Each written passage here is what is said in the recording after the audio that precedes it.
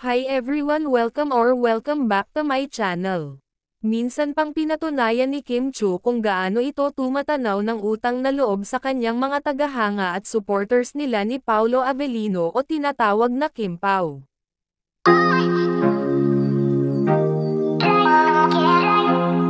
Sa kanyang IG post nito na may kargang mga eksenang kuha sa pelikula nilang, My Love Will Make You Disappear, muling nagpahayag ng kanyang appreciation si Kim sa suportang ibinigay para sa kanilang movie ni Paolo na ipinapalabas ngayon sa Netflix.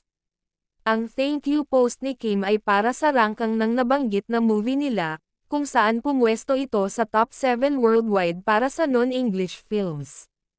Pasalamat ito ni Kim dahil nagbalikatan uli ang Kim Pao para maihanay sa global appeal ang kanilang movie.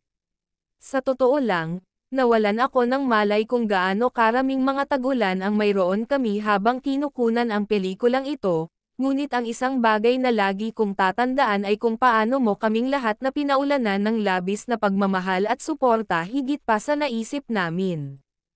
After 3 months, from movie theaters to your phones and TV screens, My Love Will Make You Disappear is now on at Netflix, and because of you, we made it to top 7 worldwide for non-English films.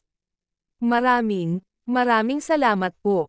Salamat sa pag-iyak sa amin, pagmamahal sa amin, at sa pagtanggap sa kwentong ito ng buong puso. It's been a journey I will forever hold close to mine. Every message, every share, every word of appreciation, it means more than you know.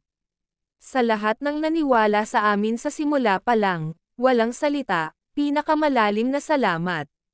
Ginawa mo ito. Si Kim na ata ang iilang natatanging celebrity na palaging may connect sa kanyang mga tagahanga sa social media.